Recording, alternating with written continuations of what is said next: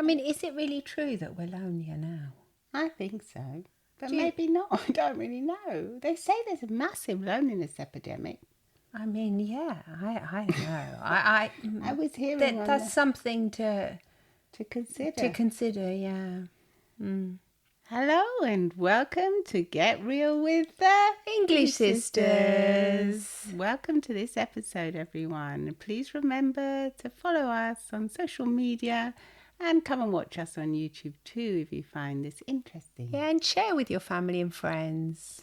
Share it. And so let's discuss this thing. I mean, is there a real epidemic out there of loneliness? Well, I was hearing, I don't know where it was now.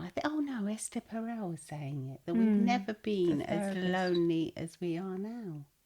Yeah, she's a couples therapist, if you haven't heard from her. She's brilliant. She's amazing. Yeah. Really? Is that what she was believing, that she's noticed that we've never been... Well, I think the figures show that, especially like in the more developed countries, like in the USA and that, and the Western countries, where we're supposed to be like more developed, more evolved, there's more well-being, but there's actually more loneliness. By well-being, what do you mean? Well, well-being in the sense that we're not just thinking about where we're going to get the next. So income-wise, yeah. Income-wise, a lot more people have steady jobs, even though it's not really true nowadays. Yeah, but compared to other poorer parts of the world, maybe where it's they're more trying to be like survival mode, yeah. So there's no time to think about whether I'm lonely or not. You're not. You're just surviving. Where's your next meal's coming from? You're looking for water. You're doing the basics. So it's in our Western world where we could possibly be lonelier than before, and yet we have so many connections nowadays. That's what they were saying, but I don't know if it's true or not. Because on one hand, I feel that we're more connected because we do have like our devices, and we have like the internet where we can connect. Like, for instance, I can speak to my daughter every night and feel as if I'm almost with her. But you're in Italy, she's in London. In Italy, and she'll walk home and I'll be on the treadmill, and we have lovely chats about life, and so I feel really connected to her. But then I can't see her because she's in London and I'm in Italy. Yeah, but doesn't that make you feel less lonely? Sort of like more connected with your daughter? It makes me feel less lonely. But maybe if we didn't have this, if we weren't able to do this, maybe my daughter would think, no, I have to come and live next to my mum. Or maybe I would go and think, no, I have to be next to my daughter. And there'd be more urgency to actually live right nearer each other. I see what you mean. Yeah, I know what you're talking about. I think families used to do that. Like Mum and Dad, they came over to Italy because we were in Italy before we had all this social media stuff and all this WhatsApp and all these things. Oh, none of that existed. It was expensive to have phone calls. Yeah, you're right. So you think it could be like masking the underlying loneliness kind of thing. The fact that you are always connected is like masking the real issue here, that you feel lonely, that we are lonelier than we used to be before.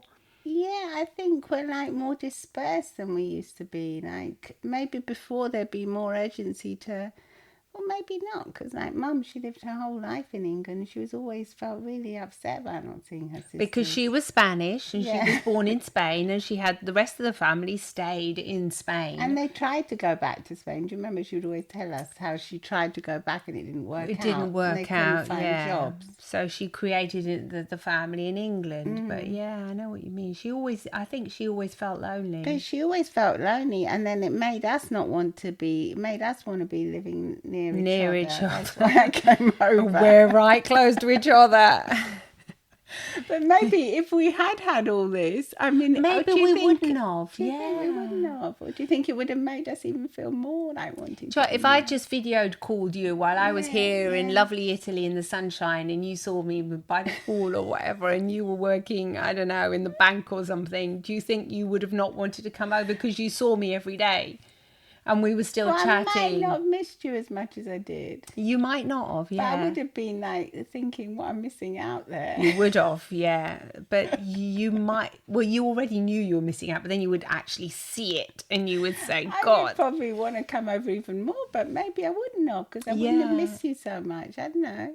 It's I- really hard to tell, isn't it? It's It like is. It's like Because 3 and all 2 of a sixes. sudden our devices are so important to our lives. Yeah. Sort of like you lose your phone. Oh my God, I've got all my contacts. Oh my God, I can't do that. I can't do that. It's like a big panic, You isn't have it? so many friends and acquaintances that you just speak to, but always virtually, really. It's always either on a phone call or video call, Zoom. I mean, it was great in the pandemic because it's allowed us all to be like closer to each other than we could be, but it was pretty horrible. Like I felt really awful when I couldn't come and see you in person. That was awful, yeah. I would never want to go through that again. No. Actually being It's just separated traumatic. from the family, It's yeah. actually made us think we might even want to live closer to each other because Yeah, we 'cause actually live in different little villages. There's a 20-minute drive. So, big But issue. when it was a pandemic, we were actually locked into our own little Little area, villages, and you weren't allowed out of the village. so we couldn't see each No, other. we Whereas could- people that were in the same village could see each they other. could go and visit. And yeah, we were highly envious. we of were that, weren't envious. we? We thought, God, if we lived in the same village, we could go and visit. So you're going to buy a house down the road from me, aren't you? No, I don't know about that because I do love this house. You're trying to put suggestions in now. No, but I love your house too because you've got the pool. Yeah, and it's a bit warmer like the here summer because house, we're isn't like it? in like more countryside, and you're more like in the mountain area. Even though it's only 20 minutes away, you are still actually quite high up in the mountains. We are high up. You are, aren't you? And it gets colder there. And anyway, I mean, back to this I had to thing. put the fire on the other day. You After did? coming back from the beach, it was a bit of a shock. Oh, you poor thing. I Talk know, about it Western sounds awful. problems. Yeah. It was chilly. I know. And you I can wonder feel if that you chill. People, yeah, do you feel when it gets chilly, do you feel as if your mood changes? I think that's for another podcast we're going to do. Because I don't like the chill. Look, we all know that we're social. I mean, we're social. We're like we're natural beings, aren't we? So just as the nature, sunshine. no, just as the outside, the trees and the shrubs and the plants prepare for the fall and they prepare for the winter season, so do we. We go through this kind of preparation. We understand and sort of like an unconscious level that there's less light. Even if we have bright lights on, we can sense the light has changed. I always so say dim, things isn't like it? that. Yeah, the light has changed. Seasons are It's changing, as and if there's that. it's going down. It's a bit of melancholy, you know. It's summer's you're a bit leaving. nostalgic, yeah. When this We time, do like the longer evenings. do you? Well, when You it mean- doesn't get dark. Oh, I thought you meant the long winter No, evenings when it well, was cosy and yeah, it's coochie. coochie and cozy. It's nice, but I'm not ready for it yet. Well, because it's not come yet, so stop Well, moaning it's- about well, it. It was cold the other day. I'm saying it was freezing. It wasn't freezing. It was Stop like moaning, 16 degrees. Yeah, it was perfectly fine. You should hear what freezing is. It's just a bit chilly. You just have to put a dressing gown on. And get back onto the topic. Oh, dear me. Look, I don't know. I mean, there are some studies that I was researching before, and it actually says that the thing that the media and everything says that there's a epidemic of loneliness going out, it's not actually true. That the adolescents, for example, today in 2020, this was dated back to 21, but anyway, they said that they're not lonelier than they used to be in the past. They've actually declared that they're less lonelier, and they are the ones that actually use their devices more to chat with. And you know, you see some young people, they instead of going out, they just stay at home and they're gaming and they're chatting and laughing with all their friends, and yet they're not actually physically connecting. So is it really an epidemic, or has this actually bettered our lives? Well, who said it was an epidemic in the first place? What people talk about. Well, people are always saying it. There's an epidemic, you know, loneliness epidemic. And what I think is the definition that we have to become aware of is, I think loneliness does not mean you're alone, you're being alone. Because I think more and more people are living alone now, as you were saying before. But I think there's a distinction between being alone and living alone and feeling lonely. There's a massive distinction between that. But do you think the lack of human connection will make you feel lonely, or do you think that's just what people say now? Like they used to say that about the television. Yes, the television was like I'm beginning bad, to evil wonder thing. whether that's a bit like, I mean, do you remember that TV program that was about these androids? I've been like shocked by that. But anyway, it was supposed to be showing you the bad side, the evil side of this android and cybernetic future. But what I took of this is that there was this android that was helping this elderly man.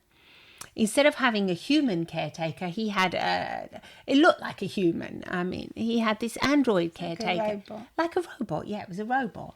And the robot was so sweet and loving to this man that in the end, the old man I don't want a robot, look, I want a real human. In the end, the robot turned out to be better than the real human. And the man, this elderly man that had, I think he suffered from a disease. Anyway, it's just fictional. He was actually better off with the robot than with the human. They're kind so aren't they? They're programmed to be kind. in this, it was just a sci-fi little. It's real humans. But they can are get programmed really to be angry. kind, the same They way can that, get irritable and like angry. Google, if you text some really, some dangerous stuff or you want to harm yourself, you might find the words helpline come up. I think the same way the androids and the robots are, they're programmed that way. So Yeah. hey, But they're programmed to be kind, aren't they? they're programmed. So maybe the future is, having robots help they might even be helping us one day when we get really elderly. Well, yeah. And hopefully. maybe that's better than having a human Well, I caretaker. think it would be better because, in that sense, because it's not humiliating, is it? Do you remember how humiliated Mum and Dad were when they had to have someone take, or even Yes. us when we had to? It was even worse when we had to take care of them. Oh, it was But awful. when Yeah, they had especially a when carer, when they had a carer, and especially when you can't, you're not fully Basic functional. When your needs, basic yeah. needs, you can't go to the toilet on your own and things like that. Oh, definitely. It can become really humiliating and really hard for people. So if it was a robot, you think, well, they don't care. Yeah, I mean, they're not like a person. I mean, it They does see- sound a bit creepy to think they haven't got real human eyes and things like that. But in this sci-fi thing, They're human. yeah, they do. I know. I'm just actually thinking about it. But I mean, obviously, we're not mentally prepared for it. But yet, in this but in the sci-fi, they had future. like real faces and that. I mean, they were. I know there are robots that actually do help in some hospitals, for example, in Well, Tokyo. I would think if I had to choose now, would you want a real unkind person or a kind robot? I would choose a kind robot.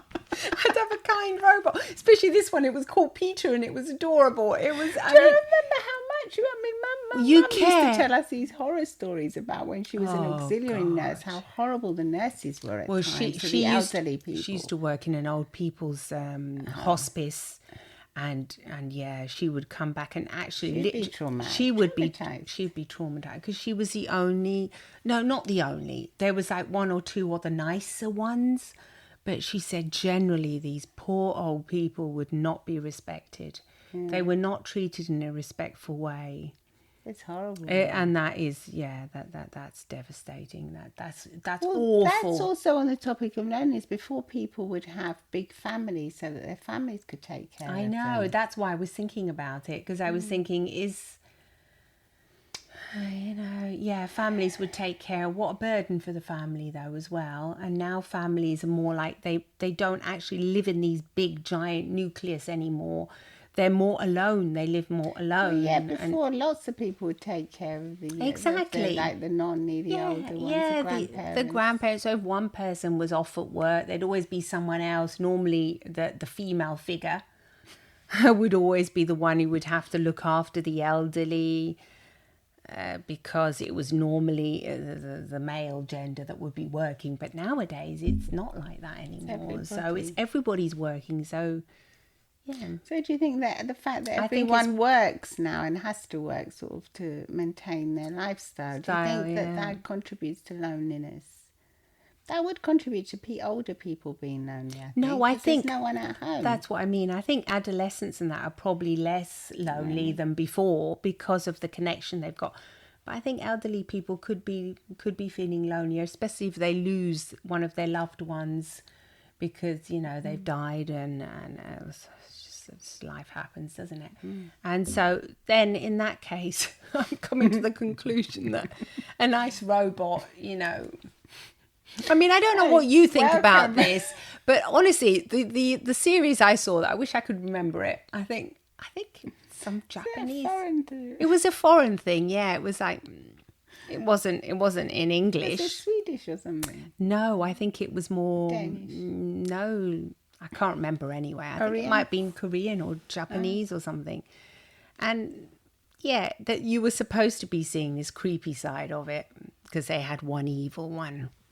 But I mean, everything, I think it was a good glimpse into the real future that will come.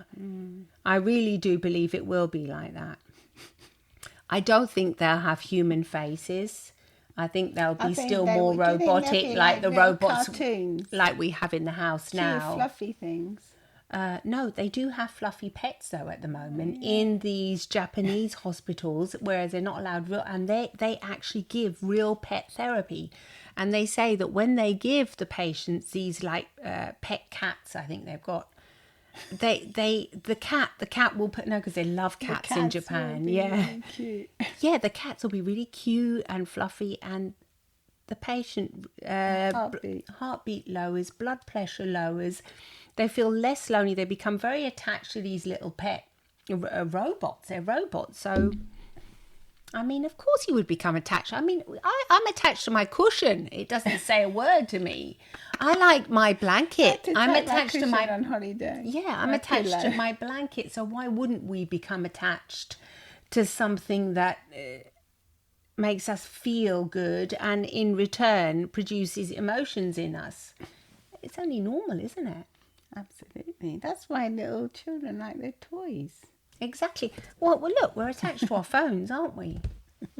Is that, because why? Why are we attached? They're useful and they give us emotions. Yeah, I know. They allow us to connect. Well, what do you think? Are we lonelier, or do podcasts like this make us feel less lonely? I mean, I love listening to podcasts. Oh, I do as well. I feel as if I learn, and I do feel connected to the people. Like I feel as if if I met Esther Perel, I would feel as if I would like soul spirit. Like know her, yeah. But do we really know? Do we really know? We don't. No. And all these friends that you think you have. So what do you think that does then? Do you think that does make us? Does it enrich us? It enriches us in one way, but in another way. In another before way, you'd all hang out together, wouldn't you? And you get sick of each other as well. But you kind of learn from.